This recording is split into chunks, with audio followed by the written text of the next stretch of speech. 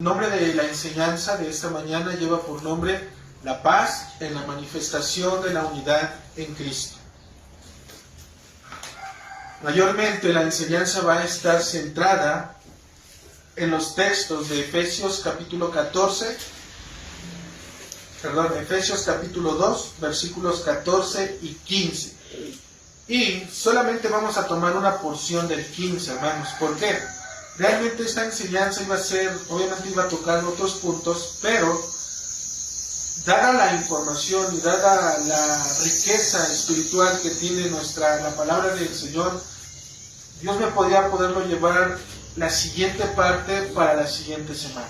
¿Para qué? Para que hoy nos podamos centrar exclusivamente, específicamente hablando, hermanos, de Efesios capítulo 2, versículo 14 al versículo 15, solamente la porción B, es decir, la A y la B.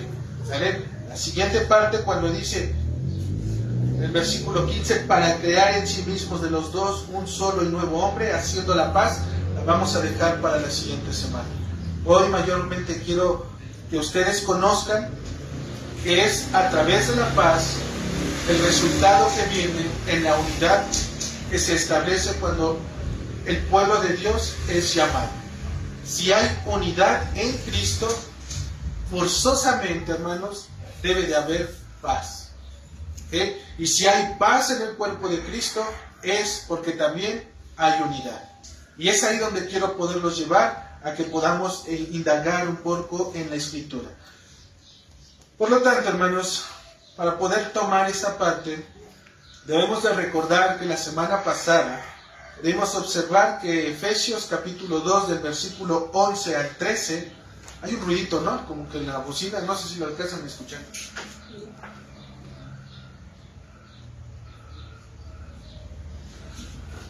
A ver, ¿ahí me sigo escuchando?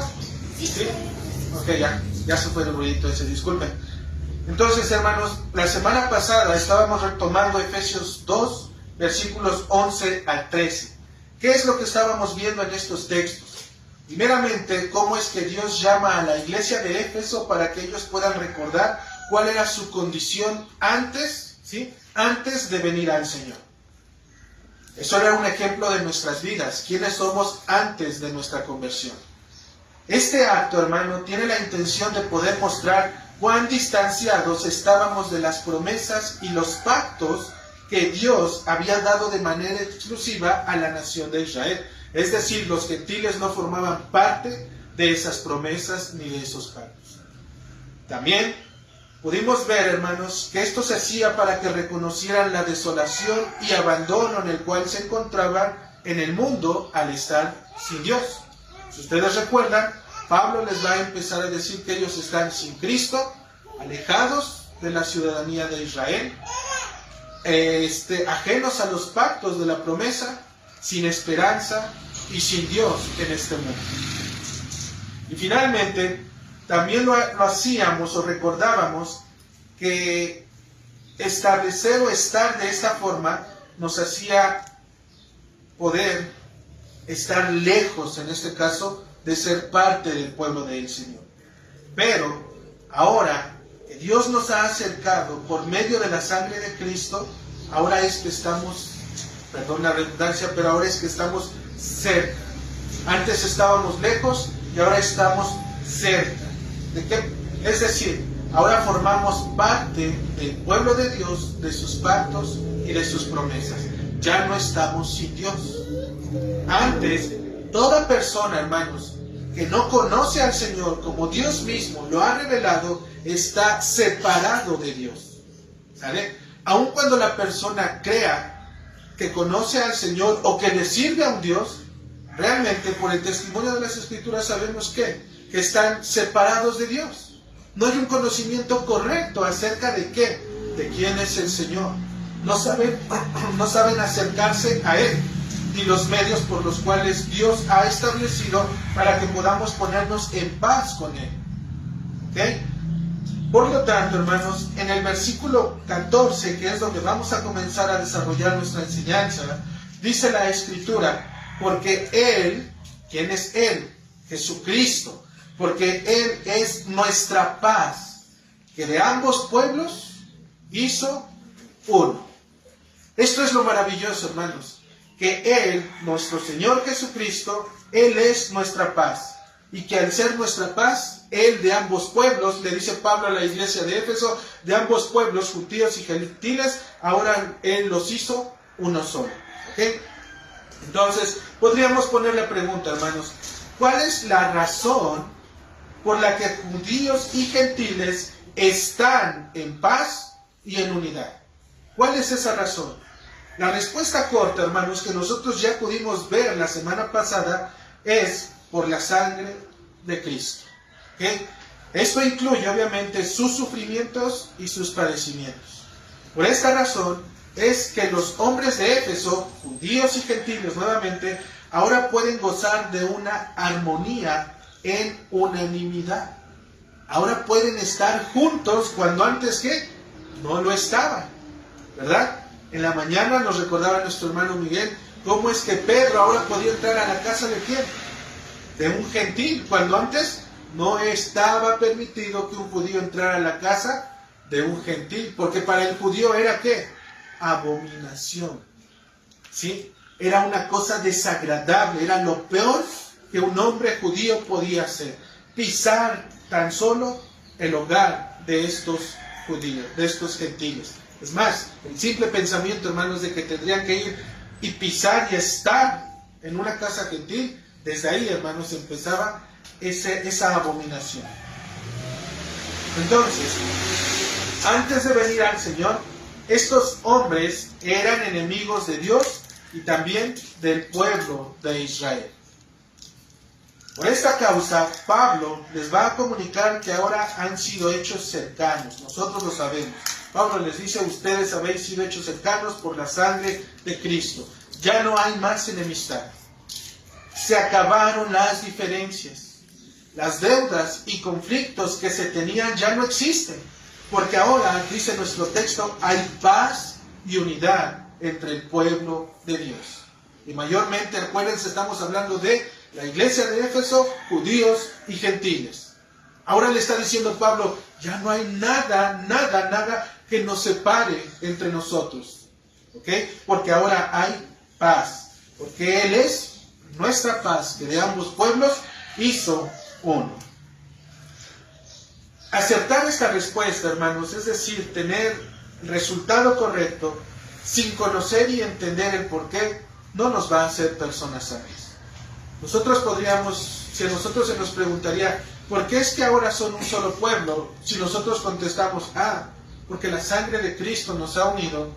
Sí, pero ¿qué implicaciones tiene eso conforme al plan de la redención de Dios? Tener solamente la respuesta correcta no nos hace sabios. Necesitamos extender, hermanos, nuestro panorama, y más cuando se trata de la obra de Dios a través de Cristo.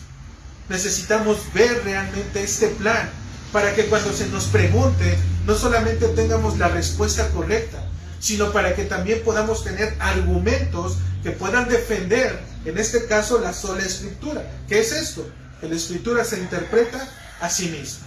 La Escritura interpreta a la Escritura y no podemos ni añadimos nada a lo que Dios nos está dando en su palabra. Por esta razón es que quisiera ir hacia atrás, hermanos, hacia el Antiguo Testamento, para que podamos entender ese plan que Dios ya había manifestado a la nación de Israel, pero lamentablemente no llegaron a asimilar lo que Dios había de hacer. Porque esto que Pablo les está diciendo, hermanos, unir a judíos y gentiles, ya Dios ya lo había dicho, ¿sí? Él ya lo había establecido. Y Él había dicho desde dónde iba a empezar, quién lo iba a hacer, cómo lo iba a hacer y qué es lo que iba a causar esto. Por lo tanto, hermanos, este motivo vuelvo a formular la pregunta con la que iniciamos. ¿Cuál es la razón por la que judíos y gentiles están en paz y en unidad? Les voy a pedir, hermanos, que de favor me acompañen a Isaías,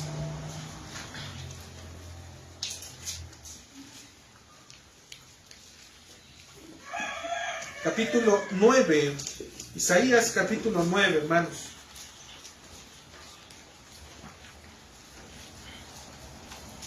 ¿Cuáles son estas razones? Primeramente, porque era parte del plan soberano de Dios en su redención, que había manifestado en el Antiguo Testamento. ¿Cuál es esa causa de esa unidad? Sabemos que es por la sangre de Cristo, pero también porque Dios ya lo había puesto desde antes. Su plan ya había sido revelado, en este caso, por medio de los labios del profeta Isaías. ¿Y qué es lo que había dicho, hermanos? Dice la Escritura, Isaías capítulo 9, versículo 1. Mas no habrá siempre obscuridad para la que está ahora en angustia. ¿De quién está hablando Isaías, hermanos? ¿Quién es aquella que está en angustia? Continuamos leyendo y dice: tal como la aflicción que le vino en el tiempo, que livianamente tocaron la primera vez a la tierra de Zabulón y a la tierra de Neftalí, pues al fin llenará su gloria el camino del mar, de aquel lado del Jordán, en Galilea de los gentiles. ¿Quién es esa, hermanos, que en algún momento el Señor va a quitar y va a apartar esa angustia? Nos está hablando de Galilea de los gentiles. ¿Quién era este pueblo, hermanos? Dice el versículo 2: el pueblo que andaba en tinieblas vio gran luz. Los que moraban en tierra de sombra de muerte, luz resplandeció sobre ellos. Con estas palabras, hermanos, del profeta Isaías, nosotros debemos de ver esto. Cuando Isaías está diciendo estas palabras, obviamente ellos no tienen toda aquella parte del Nuevo Testamento. No lo conocen, no saben quién es. El profeta solamente está profetizando lo que Dios va a hacer. ¿Okay? Por lo tanto, si nosotros tomamos de manera literal estas palabras, podríamos llegar a creer que la luz a la cual iba a resplandecer sobre ellos y apartar las tinieblas, podríamos llegar a creer que solamente incluye ¿a quién? A la nación de Israel. Si nosotros lo vemos así. ¿Sale? Esta profecía, si nosotros nos ponemos en el tiempo de Isaías, podríamos creer que solamente apunta a la nación de Israel. Pero quedarnos con esta idea en nuestra mente sería limitar la obra de redención de Dios, la cual es a través de Cristo. La cual sabemos también que su obra se extiende sobre quienes, dice Efesios, sobre judíos y sobre gentiles. ¿Okay? ¿Cómo lo sabemos? ¿Cómo es que nosotros sabemos que se iba a extender y que Dios ya lo había dicho desde el profeta Isaías? Versículo 3. Multiplicaste la gente y aumentaste, ¿qué? La alegría. Por esta manera es que lo sabemos, hermanos. La promesa que Isaías estaba dando no solamente tenía que ver con los descendientes de Abraham, sino también incluía a aquella nación la cual estaban los gentiles. Ellos eran parte también de este plan del Señor. Por eso Él dice que aquel pueblo que andaba en luz que andaba en tinieblas vio gran luz. Los que moraban en tierra de sombra de muerte, luz les resplandeció sobre esa nación. Y sobre esa nación dice: multiplicaste la gente y aumentaste la alegría.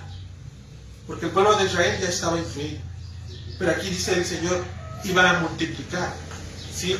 No solamente a la descendencia de Abraham, sino también al pueblo gentil.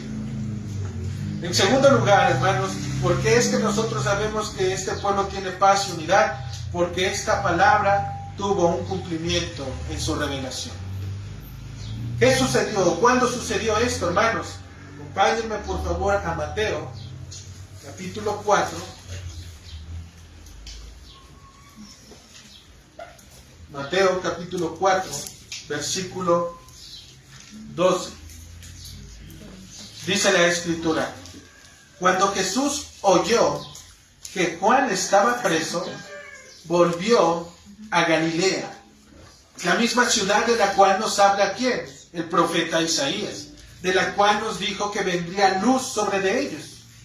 ¿Con qué propósito es que Jesucristo vuelve a Galilea? Dice la Escritura, versículo 14, para que se cumpliese, ¿qué? Lo dicho por el profeta Isaías. ¿Okay? ¿Con qué motivo Cristo regresó, en este caso, a Galilea? Con un propósito, para que se cumpliese lo dicho por el profeta Isaías. Esa es la razón, hermanos, por la que Cristo vuelve en este lugar a Galilea de los gentiles, para que la palabra de Dios tuviese su cumplimiento. Cristo, hermanos, ¿qué nos da a entender esto? El hecho de que Cristo esté en un lugar y después venga y en Galilea de los gentiles comience, ¿sí?, su labor de proclamar el Evangelio. ¿Por qué razón? Porque Cristo, dijimos, conoce las Escrituras, hermano.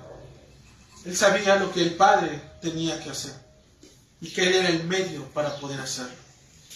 Por eso Él no supuso, Él no creyó en el aspecto de sí o no. Él sabía a dónde tenía que dirigirse. Su ministerio estaba iniciando y por lo tanto debía de ir forzosamente a ese lugar. ¿Para qué? ¿Para hacer su voluntad? No, para cumplir la promesa que ya se había dado. ¿Dónde? Con el profeta Isaías. Iniciando su evangelio, como dijimos, en tierra de gentiles. ¿Ok? En ese lugar es donde Jesucristo iba a comenzar a hacer su labor, hermanos. ¿Qué más nosotros podemos entender con estas cosas que estamos hablando? Cristo, dijimos, conocía las Escrituras, sabía el propósito del Padre en el cumplimiento de su reconciliación. Esto, dijimos, lo llevó a proclamar el Evangelio. Pero hay algo curioso, hermanos. Efesios, el libro de Efesios, la carta de Efesios, Pablo le llama el Evangelio de la paz. Y es curioso porque dice que Cristo vino a traer paz, ¿sí? Porque Él es nuestra paz. Entonces, en este Evangelio de la paz, daba a conocer la enemistad que existía, obviamente, entre quién y quién. Primeramente, entre Dios y los hombres. Para que de esa manera se pudiera restablecer esa unidad a la cual Adán en su momento experimentó, y también Adán en su momento perdió.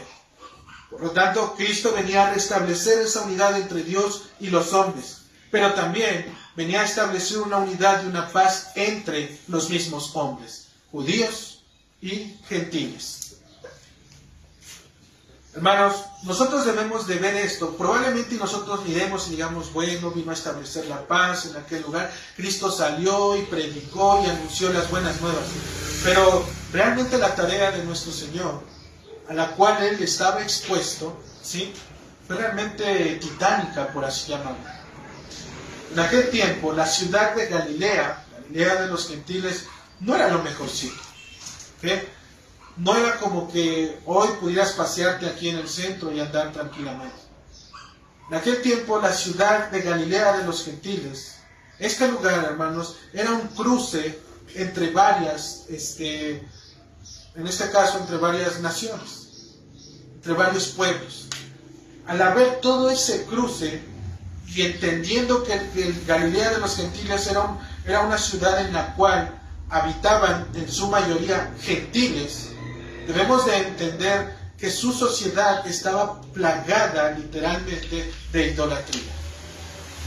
Era un lugar en donde sí había un pueblo judío. Era un lugar en donde sí Dios había hablado que vendría luz sobre de ellos. Pero no solamente sobre los judíos, sino también sobre los gentiles. Por esa razón, hermanos, es que cuando Cristo inicia su ministerio, Galilea era considerada una ciudad tenebrosa. Era considerada una ciudad en donde no podían literalmente ejercer su religión, ¿sí? O más bien, hermanos, que su religión, en este caso de las naciones, estaban mezcladas porque cada quien hacía lo que bien le parecía correcto. Por lo tanto, llevar el Evangelio de la paz a un lugar así, sin duda era trabajo para un Cristo. Solamente Él podía haber sacado y llevado la luz hasta esos lugares. Solamente a través de los labios de Cristo es que el Evangelio resplandecería sobre las tinieblas. Solamente a través de Cristo es que los hombres, judíos y gentiles, iban a regresar a la comunión con Dios y a la comunión con los hombres. No era cualquier lugar, hermanos. Por esta causa, el Evangelio de la paz, el cual anuncia la obra de Cristo, comenzó primeramente, hermanos, llamando a la nación judía. ¿Sí? El Evangelio de la Paz llamó primeramente a la nación judía. ¿Cómo lo sabemos? Versículos 15, dice, hermanos, en Mateo capítulo 4, versículo 15. Tierra de Zabulón y tierra de Neftalí, camino del mar, al otro lado del Jordán, Galilea de los gentiles. El pueblo asentado en tinieblas vio gran luz, y los asentados en región de sombra de muerte, luz les resplandeció. Ese es el cumplimiento de la profecía. Dice el 17, desde entonces comenzó Jesús a predicar. ¿Y qué es lo que predicaba? Dice nuestro texto, arrepentíos, porque el reino de Dios se ha acercado. Eso es lo que enseñaba Cristo en esa ciudad, donde judíos y gentiles podían estar escuchando. Arrepiéntanse porque el reino de Dios se ha acercado. Pero dijimos, comenzó primeramente con la nación de Israel, porque a ellos primeramente le fueron dados esas promesas y esos pactos. ¿Cómo lo sabemos? Por el orden que Dios, Cristo mismo, está haciendo. Versículo 18. Andando Jesús, es decir, caminando Jesús, visitando lugares y sinagogas junto al mar de Galilea, dijo, vio a dos hermanos. ¿A quién vio? A Simón, llamado Pedro, y a Andrés, su hermano, que echaban la red en el mar porque eran pescadores. ¿A quién llegó primeramente el Evangelio en este caso? A judíos. Porque Cristo no puede saltarse las órdenes del Padre, hermano. Cristo no puede ir a quien Él quiere, o puede hacer lo que Él quiere, o como a Él le convenga, o como resulte mejor. Es como Dios lo ha establecido. Y ahí es donde el hombre, hermanos, normalmente lucha en su mente, porque cuando queremos acercarnos a Dios o hacer algo para Dios, normalmente el hombre quiere hacerlo como él quiere o piensa que es mejor. Pero realmente es como Dios lo ha dicho, hermano. Porque ahí es donde realmente Dios extiende su favor, extiende su brazo.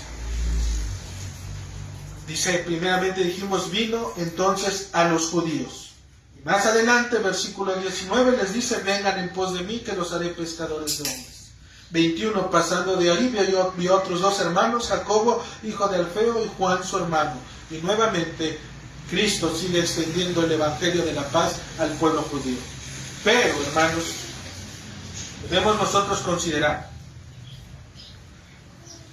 la nación judía fue llamada de manera directa, porque así estaba el orden.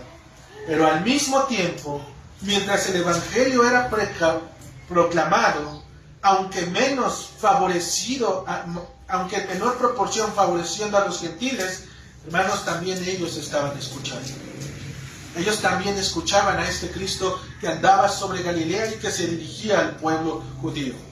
¿Por qué lo sabemos? Porque acabamos de mencionar que en Galilea de los gentiles hay gentiles. Tenían que escuchar la voz de Dios a través de los labios de Cristo. ¿Cómo lo sabemos? Mateo capítulo 4, versículo 25, dice la Escritura, y le siguió mucha gente de Galilea, de Decápolis, de Jerusalén, de Judea y del otro lado del Jordán. Las gentes que habían en esos lugares, hermanos, eran también gentiles. Y estos gentiles también los seguían, ¿sí? También se beneficiaban, se favorecían. Y Cristo mismo nos enseña a través de su palabra que también Él mismo hizo ciertas sanaciones, ciertas curaciones sobre este pueblo. Pero mayormente se hizo sobre su pueblo judío, porque así Dios lo había establecido. Aún no era el tiempo de que el Evangelio llegara de manera directa, por así llamarlo, al pueblo gentil. Fue propagándose, fue manifestándose a través de algunos cuantos que estuvieron ahí. ¿Okay? Posteriormente, hermanos, nosotros vemos que inclusive que en el tiempo de los apóstoles, el Evangelio literalmente ahora comienza a salir ¿de dónde? Del pueblo judío. Ahora el pueblo judío se empieza a apartar porque este Evangelio empieza a traer división en este aspecto. Y ahora se centra literalmente ¿en dónde? En el pueblo gentil. Ahí es donde los apóstoles empiezan a llevar de manera directa ya el Evangelio de la paz. De esta manera es que la luz que había sido profetizada por Isaías estaba resplandeciendo en aquellos que antes estaban en tinieblas y en sombra de muerte. Sobre esta nación, sobre Galilea, la cual abrazaba, en este caso, a judíos y gentiles. A ambos les estaba resplandeciendo. Porque aún los judíos tenían todavía aquel velo que no podía dejar ver bien el propósito de Dios a través de la manifestación de Cristo. Ellos todavía tenían el velo de la ley, ¿verdad? Pero el Evangelio de la paz aparta ese velo. Entonces, hermanos, ahora es necesario poder saber, ya que vimos cómo es que este pueblo, judíos y gentiles, se mantienen en paz y en unidad a través de la sangre de Cristo, pero mayormente por el cumplimiento, sí, de las cosas que Dios había revelado y en el orden que Dios había dicho. Ahora es necesario saber de qué manera traería paz y unidad a esta nación. ¿Cómo lo iba a hacer el Señor? ¿Sí? Porque, hermanos, dice el Señor, porque Él es nuestra paz. Pero si nosotros nos ponemos a pensar, nosotros podemos estar aquí reunidos. Unos de La Zapata, otros de Tizayuca, otros de Zumpango, todos somos unidos de este lugar. ¿Sí? Exteriormente podríamos manifestar una unidad porque estamos aquí. Pero en el corazón es donde viene esa unidad. Porque yo podré estar delante de mi hermano cara a cara, pero odiándolo al mismo tiempo. O siendo indiferente con él. ¿Sí? Esto es lo que viene precisamente nuestro Señor Jesucristo a poder traer paz y unidad a esta nación. No solamente que sepan, porque ya los ves, judíos y gentiles juntos, pero ahora Dios va a tener que unirlos de una sola forma. Y la manera de hacerlo es a través del Evangelio. Porque el Evangelio va a cambiar y va a mudar el corazón de los hombres. El Evangelio cambia nuestra manera de pensar, nuestra manera de ver las cosas. ¿Sí? El Evangelio cambia todo este aspecto en la vida de los hombres. ¿De qué manera lo iba a hacer? El orgullo nacional de Israel, hermanos, en aquel tiempo y aún en nuestros días, sin lugar a duda, es la ley de Dios y el templo de Jerusalén. Estas son las dos cosas por las que el pueblo de Israel, hermanos, se jacta, mejor dicho. Ambos son parte de su esencia como pueblo de Dios. Aman la ley de Dios, pero no pueden cumplirla. Ellos la aman, la atesoran, pero no la pueden cumplir. Aman el templo de Jerusalén, sus muros, sus palacios, el altar, toda la administración lo aman, pero ellos no se han dado cuenta o no han entendido que Dios ya no habita allí. Y aun cuando se levantare un tercer templo, un cuarto templo, un quinto templo, y las veces que sea necesario, Dios ya no está en ese lugar. Ya no va a volver a descender a través de la Shekinah, la presencia de Dios, ya no va a poder descender nuevamente. No porque no pueda, sino porque Él ya ha revelado cuál era el plan que había de establecerse. Y esto es que en Cristo se cumplió todo eso. La paz y la unidad, hermano, de la que el pueblo judío gozaba, dependía de estas dos cosas, la ley y la aplicación de la ley y cada una de las ordenanzas que se vivían dentro del templo. Pero instauraba una separación profundamente marcada para el pueblo gentil. Tenían su ley, tenían el templo, pero lamentablemente, ¿qué había? Estas dos cosas marcaban literalmente una línea de separación entre judíos y gentiles. Por esta causa, los gentiles eran precisamente tratados con humillación, con menosprecio y burla, ya que no eran dignos de poder acceder a ese lugar. Como quisiera nuevamente, hermanos, que para ello pudiésemos mirar otra vez al profeta Isaías, porque dijimos que Efesios es el cumplimiento ¿de quién? De Isaías capítulo 9, del versículo 1 al versículo 8. Entonces, vaya nuevamente a Isaías, capítulo 9. Ahora, hermanos, posiciónense por favor en el versículo 4. ¿De qué manera Dios traería paz y unidad a esta nación? ¿De qué manera Dios había profetizado que Dios establecería esa paz y esa unidad?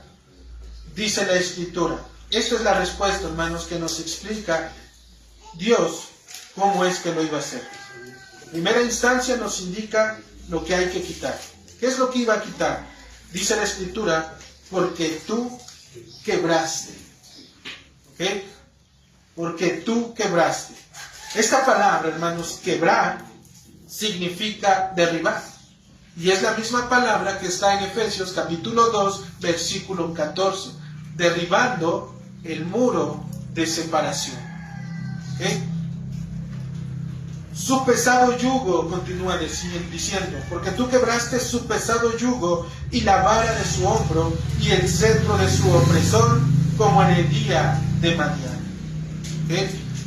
La manera en la cual Dios iba a traer luz en ese momento que le está diciendo el profeta Isaías de poder traer luz sobre aquella nación es quebrando su pesado yugo y la vara de su hombro. Y Pablo lo único que está diciendo es interpretando estas palabras.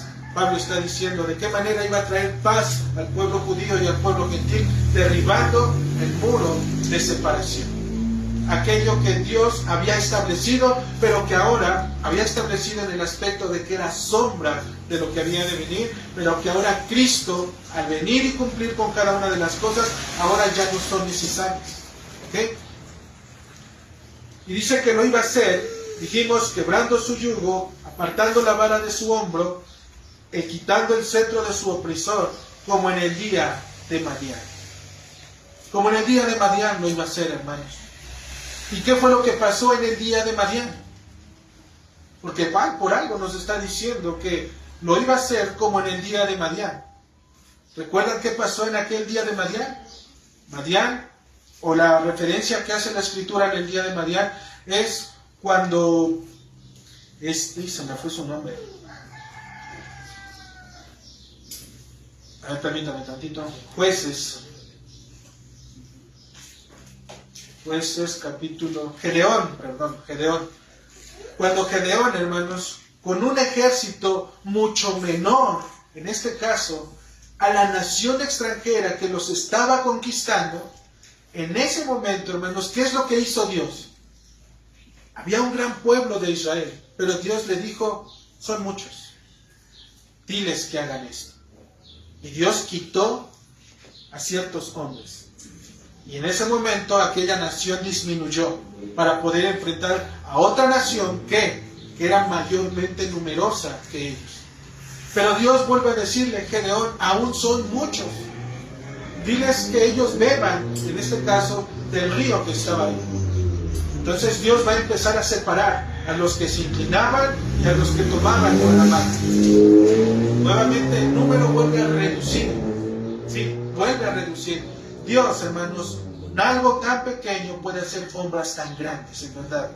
Por lo tanto, lo que Dios nos estaba llevando a poder considerar es que en aquel día Gedeón desbarató a sus enemigos con un número mínimo de hombres. ¿Y por qué Dios nos está diciendo esto? Porque Dios lo va a hacer nuevamente. Dios iba a quitar ese yugo, esa carga, ese muro que había de separación. ¿Cómo? O también con un mínimo de esfuerzo. ¿Cómo lo iba a hacer? Dios había de desbaratar el poder de la esclavitud del pecado y las ordenanzas mediante las cuales ellos eran gobernados a través de una sola persona. No de la multitud, sino de uno solo. A través de su Hijo, nuestro Señor y Salvador Jesucristo. Es lo que nos está diciendo Isaías. En aquel tiempo, cuando Galilea de los gentiles esté en tinieblas, luz va a resplandecer sobre ellos. Y la manera de hacerlo es que yo voy a quitar primeramente y a derribar y quebrar su pesado yugo. Y no voy a necesitar de multitud de personas, sino que solamente lo voy a hacer como aquel día de Madián, con lo más mínimo. En este caso, con un solo hombre. Cristo, en su sacrificio y muerte en aquella cruz, es que desbarató totalmente la esclavitud a la cual el hombre estaba entregado. Nos limpió, hermanos. Nos libró de todas y cada una de esas cosas. Con un solo sacrificio nos hizo perfectos. No necesitó de muchas cosas. Necesitó solamente de un solo sacrificio. ¿De qué manera también iba a traer paz, hermanos? En segundo lugar, nos menciona aquello de lo que hay que desprenderse. ¿Por qué?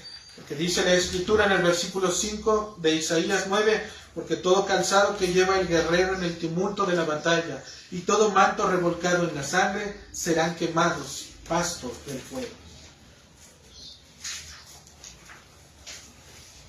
Llegaría el momento en el que ya no sería necesario, hermanos, presentarse con toda esa armadura, con toda esa vestimenta que solamente adornaba de forma externa. Y que para poder saber si realmente habíamos sido perdonados, exteriormente tendríamos que evidenciar las manchas de la sangre de los sacrificios de machos, de toros y machos cabríos. Ya no iba a ser necesario todo eso. Por eso Dios nos está diciendo cuál iba a ser esa otra manera. Lo iba a hacer quitando aquellas cargas que se había vuelto, en este caso, para la nación de Israel. Por consiguiente, hermanos, si ambos pueblos han de vivir en paz y en unidad, se tiene que hacer algo. Y para ello, ¿quién lo va a hacer? ¿El hombre? ¿El hombre puede decir de qué forma podemos tener comunión? ¿El hombre puede establecer los medios, los métodos, las formas, trazar programas, trazar cosas que nos haga tener paz y unidad? Jamás, hermanos, jamás. Dios fue el que estableció esa paz y unidad a través de su templo, a través de su ley, y ahora Dios mismo es quien nos dice cómo es que lo va a hacer. Nuevamente es a través de Cristo. El Evangelio de la paz es lo que va a traer paz y unidad al pueblo. A través de esta sangre de Cristo, hermanos, es que Dios va a apartar estas cosas que solamente dijimos eran sombra de lo que había de venir. Por consiguiente, nuevamente, la respuesta a la pregunta planteada, ¿de qué manera Dios traería paz y unidad a esta nación? Dice la Escritura, vuelvan a Efesios capítulo 2.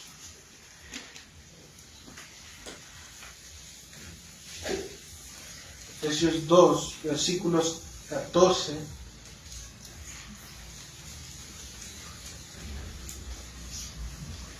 Dice la Escritura, porque Él es nuestra paz. De ambos pueblos hizo uno. ¿Cómo lo hizo? ¿Cómo iba a traer esa paz? Derribando la pared intermedia de separación.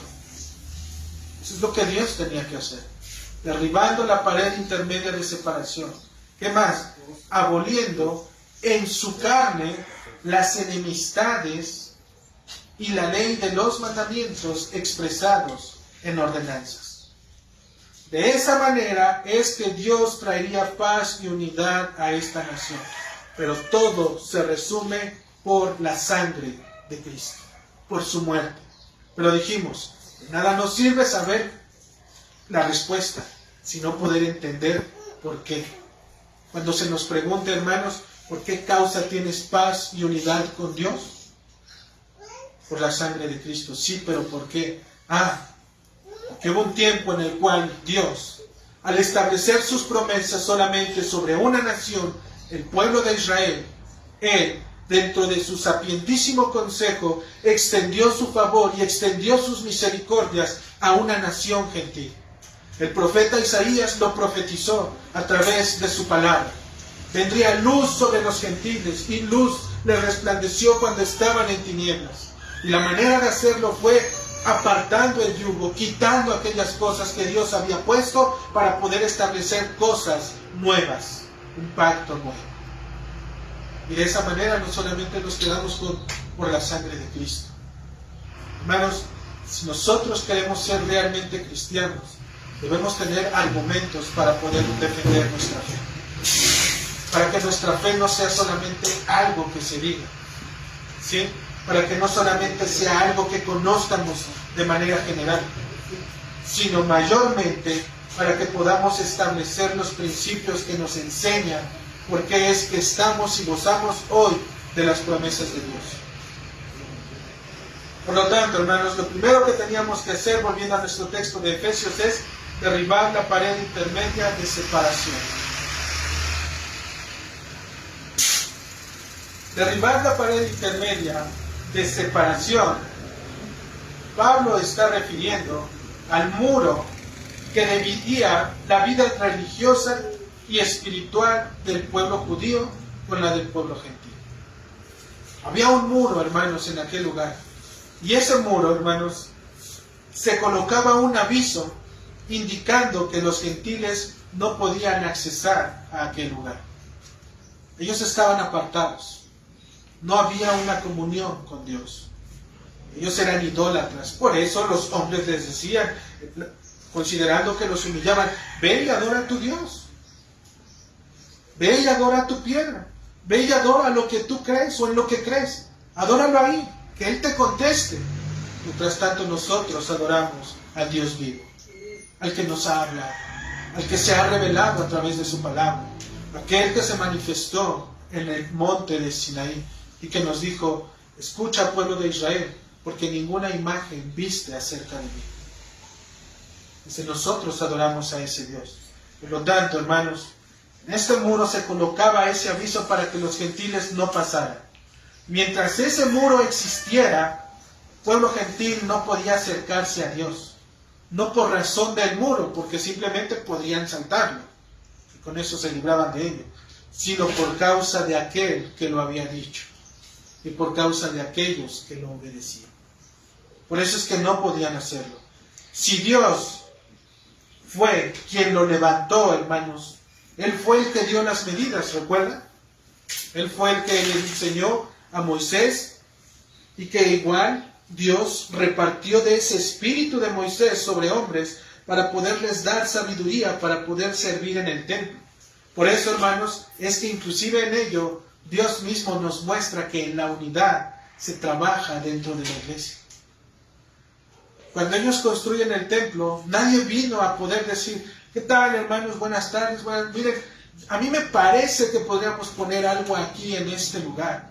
Podríamos poner, no sé, una mesa por allá o un lugar aquí y demás. Ellos no llegaron a hacer eso. Dios mismo fue quien dijo, llama a estos ancianos, porque yo voy a poner sobre de ellos, en este caso, tu mismo sentir, tu mismo pesar. ¿Y cómo lo hizo Dios? Les dio de la misma porción del Espíritu que tenía Moisés, para que de esa manera ellos pudieran ser un mismo cuerpo, una misma mente, un mismo objetivo, un mismo Dios. ¿Sí? De esa manera, hermanos, es como en sí el Señor lo iba a hacer, derribando aquello que solo era una sombra de lo que había de venir. El Evangelio de Cristo, hermanos, el Evangelio de la paz, es el martillo perfecto, es la herramienta adecuada en las manos de Dios y en las manos de los hombres para poder derribar, no de muchos intentos, hermanos, sino de un solo golpe, aquellas leyes que solo eran guardadas de manera externa. Es el Evangelio de nuestro Señor y Salvador, el cual derriba todo argumento, el cual va en contra de toda filosofía y de todo pensamiento que quiera levantarse e interponerse entre la comunión de Dios y los hombres. El Evangelio.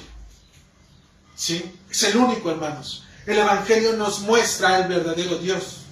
El Evangelio nos revela las verdades de su palabra. El Evangelio nos revela su voluntad. El Evangelio nos revela la forma en la cual Dios quiere ser adorado. El Evangelio nos revela la manera en la cual Dios ha establecido el orden en la iglesia. El Evangelio nos revela toda la voluntad de nuestro Señor y Salvador. Por eso, hermanos, decimos que no necesitamos de nada. Lo único que necesitamos, hermanos, es la palabra expuesta con fidelidad y temor al Señor. Sí, y hombres y mujeres que se estén preparando en su corazón para que puedan recibir el consejo de Dios. Es lo único, hermanos. Fuera de ahí no necesitamos nada. Lo que lleguemos a tener es solamente por la gracia y por la misericordia de Dios. Pero solamente necesitamos el Evangelio. ¿Qué es lo que te sacó, hermano, de las tinieblas? ¿Qué es lo que te sacó de tu vida pecaminosa? ¿Qué es lo que te sacó, en este caso, de ser enemigo de Dios? Si tu respuesta es que tú hiciste algo, o aceptaste algo, o contestaste algo, entonces hay un problema, hermano, porque entonces no fue el Evangelio. Porque el Evangelio llama en arrepentimiento y fe. Y una vez que estás en arrepentimiento y fe en Cristo, tu vida es visible, tu vida cambia. Pero si tu vida es igual, lo único que hiciste fue añadir conocimiento de Dios, no hay paz, no hay unidad.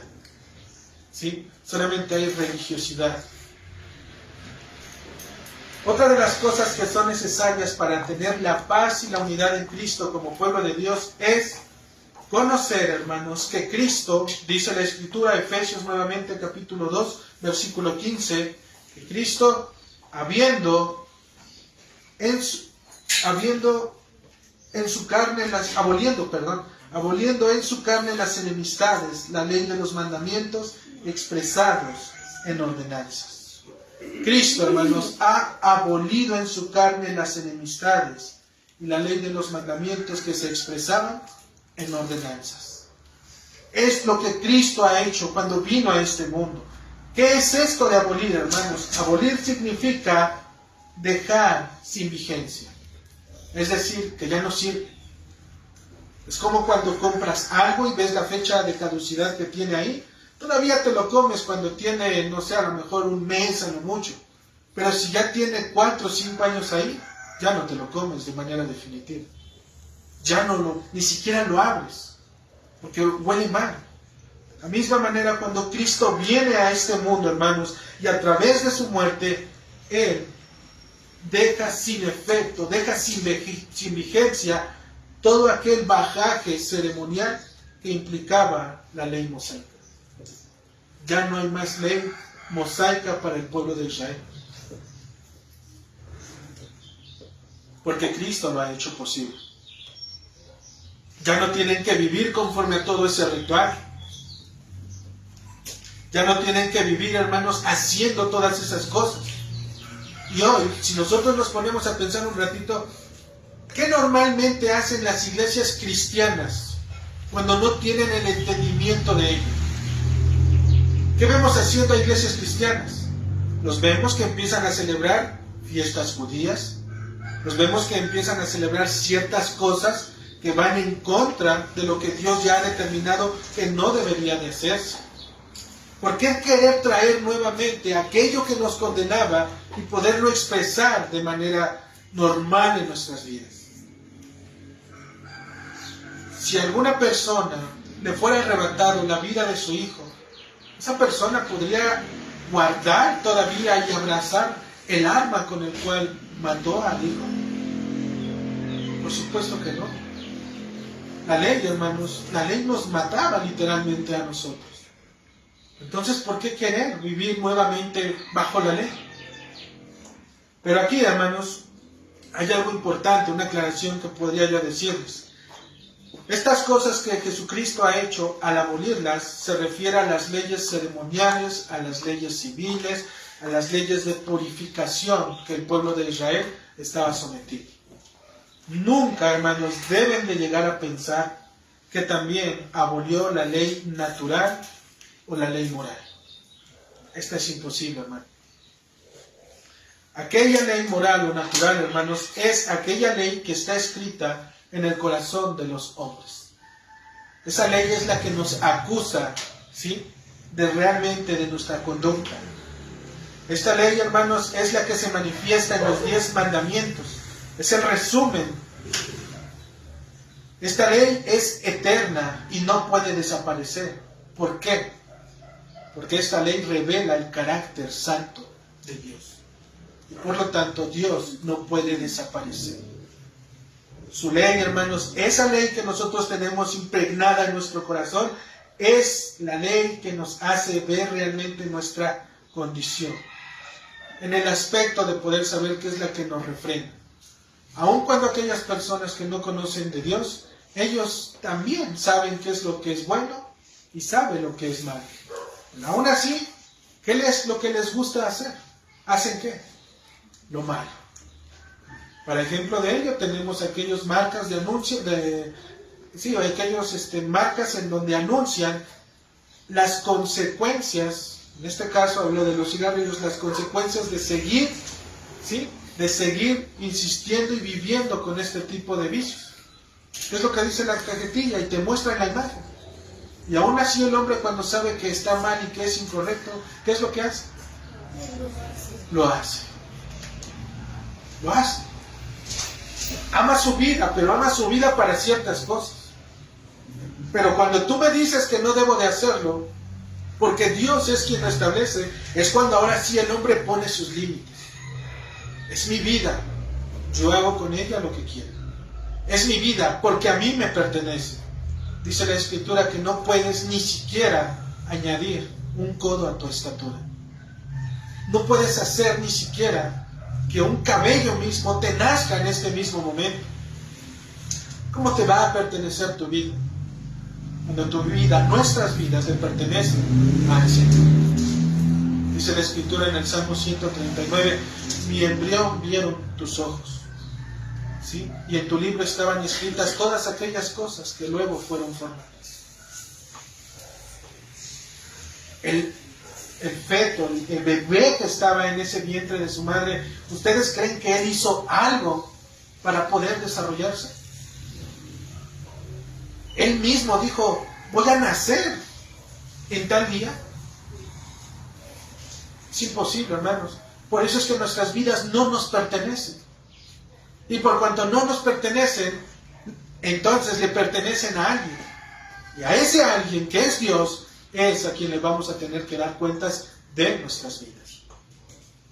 Por eso nos conviene vivir sobria, ¿sí?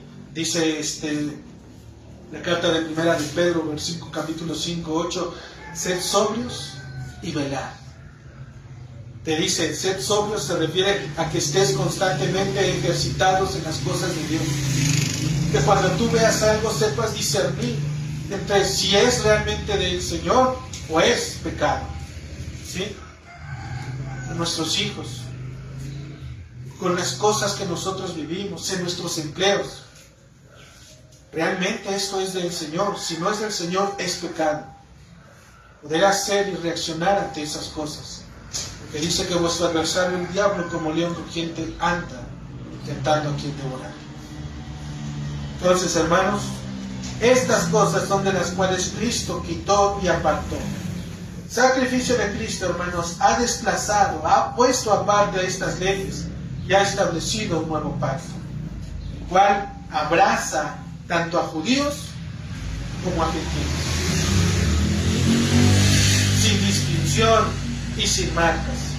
Este nuevo pacto es manifiesto, obviamente, ¿de qué manera? A través, nuevamente, del Evangelio. El Evangelio, hermanos, es la razón total de nuestro entendimiento acerca de las cosas de Dios. Es en donde Dios está llamando a los hombres a que renuncien a su vida pecaminosa, se arrepientan y crean en Cristo y puedan obtener vida eterna. O de lo contrario, dice la Escritura que perecerán. Perecerán, hermanos. Si no nos arrepentimos y vivimos para con el Señor, pereceremos. Estaremos apartados de Dios. Si hoy la vida de los hombres que no conocen al Señor, aun cuando no conocen del Señor, gozan de cierta benevolencia de Dios, y aun con esas vidas ellos llegan a preguntarse, ¿por qué a mí? ¿Por qué me pasó a mí? ¿Por qué sucedió esto? ¿Por qué sucedió aquello? ¿Por qué siempre soy yo el que resulta con esto? Aún con todas esas cosas, hermanos, hay cierta benevolencia del Señor. El día que estemos separados totalmente de Dios, ya no habrá más benevolencia, sino que será manifiesta la ira de Dios. La ira de Dios, hermano. La ira de Dios, la palabra de Dios nos describe que la ira es, o nos da a entender que es como aquella persona que está enfadada, que tiene ira en sí misma. ¿Y qué es lo que hace? Cuando una persona realmente está enojada, su nariz es fruncida, respira agitadamente, porque tiene ira dentro de sí. La ira de Dios es la imagen que tiene contra el hombre que no, ¿sí?, que lo ha echado, que lo ha desplazado, que lo ha quitado. Y en aquel tiempo el Señor dará a conocer su ira a estos hombres. Por lo tanto, hermanos,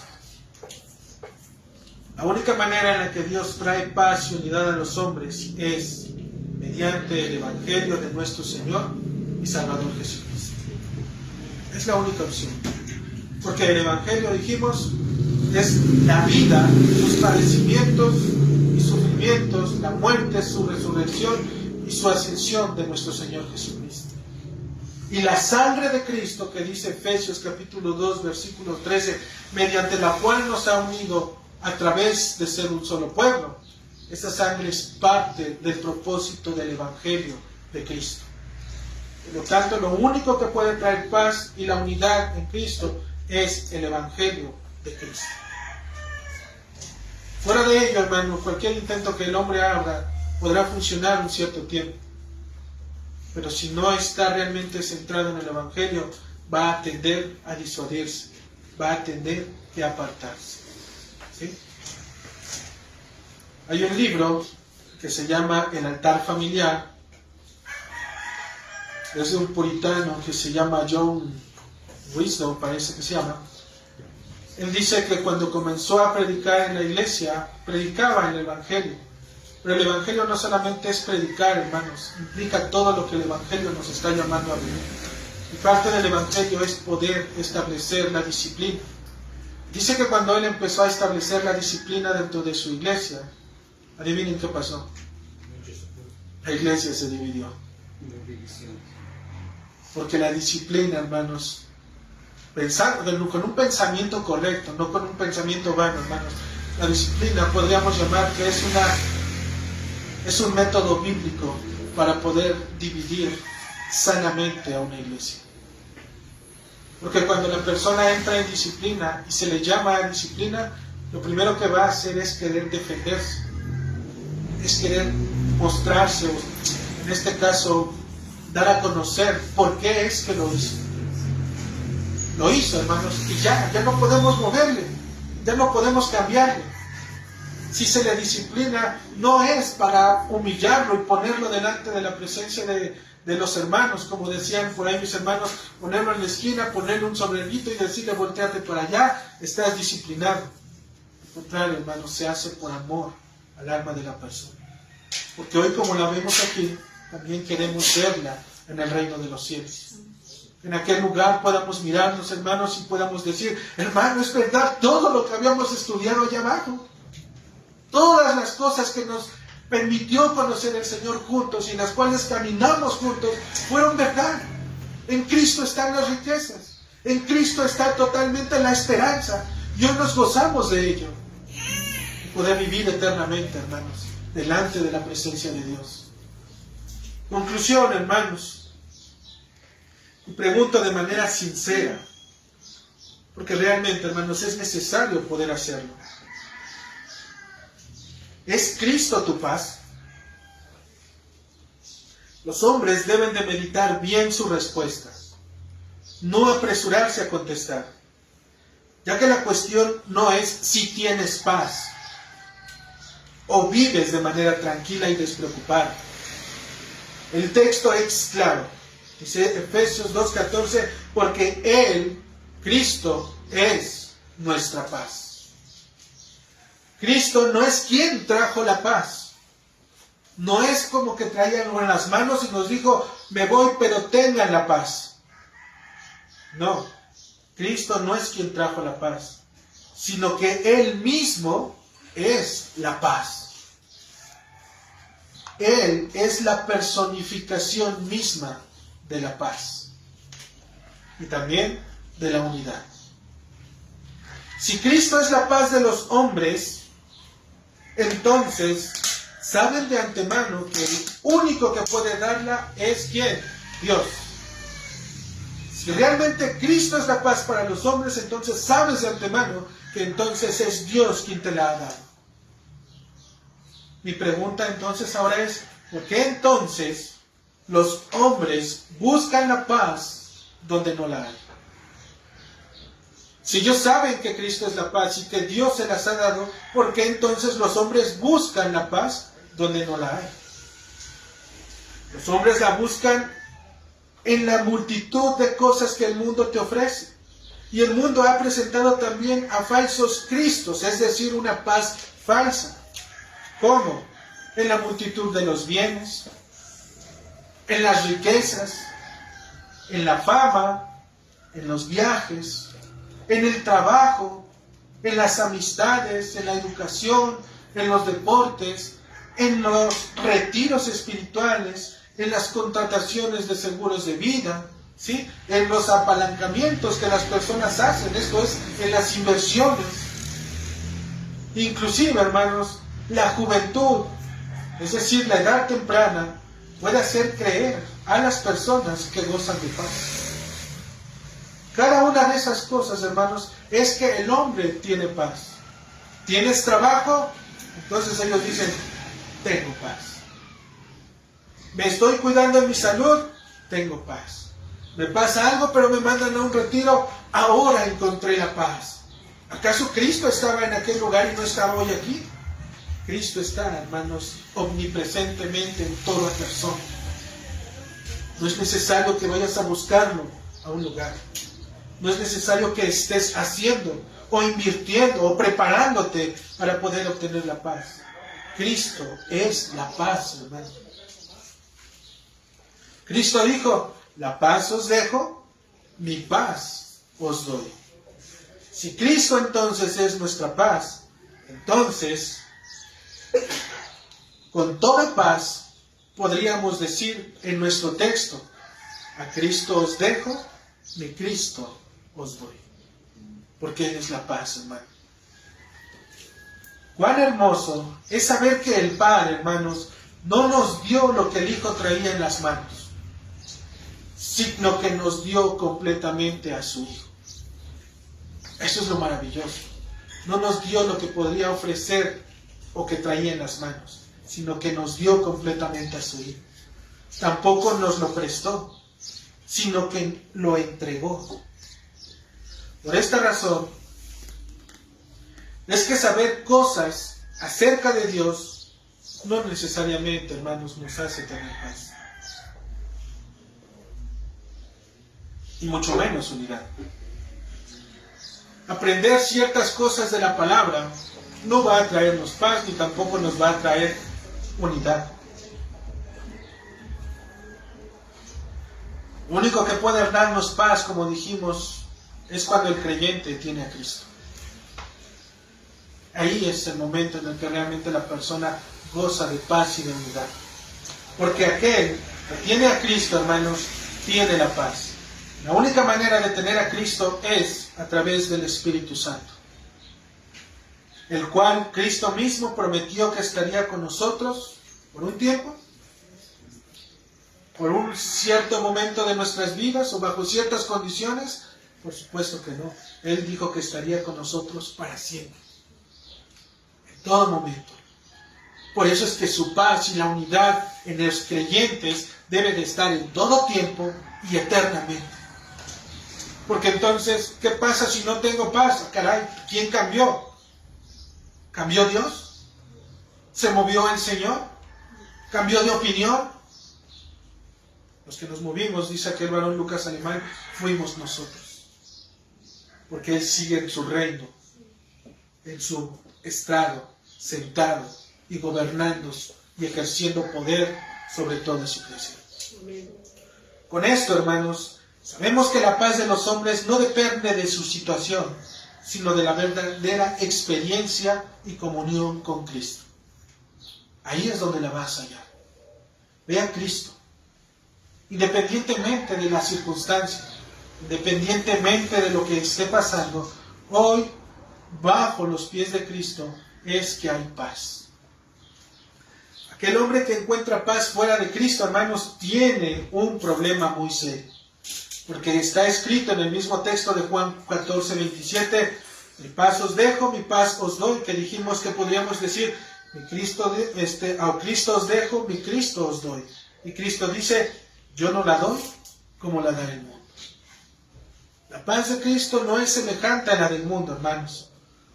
Tu corazón descansa en los límites de tus propios muros, como aquel pueblo judío que separaba a la nación de los gentiles. Descansa en las propias cosas que tú tienes. de lo que tú te estás esforzando, de lo que tú puedes y sabes hacer, ahí está tu paz. Si tienes paz en ello, hermano, tienes un problema entonces. Porque entonces hay muros que están dividiendo. Por lo de Israel dijimos tenía paz cuando esos muros estaban levantados, pero Dios los tuvo que derribar. Y a veces así nos pasa, hermano. Cuando más seguros estamos de nuestras situaciones económicas y de salud, llega la mano poderosa del Señor para podernos hacer saber dónde es que está nuestro corazón. Nos aparta el trabajo, nos quita ciertas cosas, nos permite la enfermedad, nos permite ciertas adversidades y se acabó la paz. Ahora Satanás está en contra de mí, él ha obrado en contra de mí. Hermanos, realmente el único que se le apareció a Satanás en este caso fue a nuestro Señor Jesucristo, porque él estaba viviendo conforme a la voluntad del Señor. Literalmente, hermanos.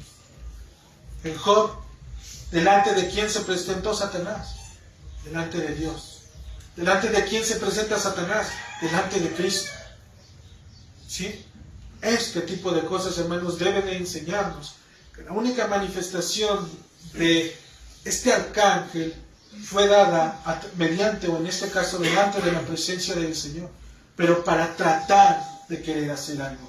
Aun cuando lo sabe, ¿sí? Aun cuando lo sabe, Él se presenta. Por lo tanto, hermanos, muchas de nuestras cosas son de nuestras adversidades, son muchas veces nuestras propias consecuencias. Son nuestras consecuencias, hermanos. No echemos de culpa a nadie, porque Satanás no nos empuja. Satanás no nos está realmente ahí jalando y arrastrando. No lo hace.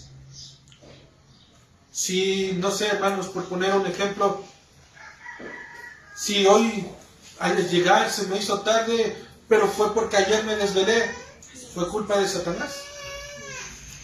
¿De quién es la responsabilidad? Es mía. Es mi deber. ¿Tienes seguridad de salvación dentro de tus propios preceptos y ordenanzas? Entonces también hay un problema, porque el Señor ha desechado toda obra de hombres y ha establecido un mejor pacto. Si llegamos a creer que por nuestra conducta estamos viviendo de manera correcta delante de Dios, pero delante de aquellos hermanos que estamos conociendo y aprendiendo de ellos, obviamente nos han llamado a poder vivir y cambiar nuestra vida, entonces, hermanos, hay y existe todavía ese muro y esas ordenanzas que nos están dividiendo y que nos están separando. Háblame un poco de tu unidad con el cuerpo de Cristo. ¿Realmente crees que estás unido al cuerpo de Cristo y a los medios de gracia que Dios ha dejado para su iglesia? ¿Estás unido? ¿Estás participando de esa unión? Si no es así, entonces no hay unidad. Por lo tanto, no hay paz. Y al no haber paz, no hay Cristo. Al no haber Cristo, no hay Dios. No hay promesas, no hay pacto. Seguimos sin esperanza en este mundo. ¿Eres de los cristianos que levanta sus muros con los letreros que dice prohibido pasar? Que normalmente es lo que algunas personas hacen. Empezamos a separar nuestra vida de la iglesia de nuestra vida personal, cuando realmente nuestras vidas como hermanos en Cristo nos llama a poder vivir en comunión. Si hay esos muros con estos letreros, hay un problema. La unidad en el cuerpo de Cristo te ha revelado su gracia para recibir y obedecer fielmente, o te esfuerzas y crees que es pesado cumplir todos y cada uno de los mandatos que Dios ha puesto dentro de su iglesia local. Si es una carga, entonces, hermanos, estamos todavía bajo ese yugo. Hermano, la sangre de Cristo, la sangre de Cristo nos ha dado la paz y unidad que necesitamos para vivir quieta y reposadamente en este mundo. Es mediante su evangelio que Cristo se ha presentado como aquel mediante quien podemos tener paz primeramente con Dios y después con los hombres. ¿Sí? Y también poder vivir de manera unida. Si tu vida no goza de estos beneficios, puede ser que estés pasando por alto lo más importante. Es lo que nos une en esta paz y unidad, su Evangelio.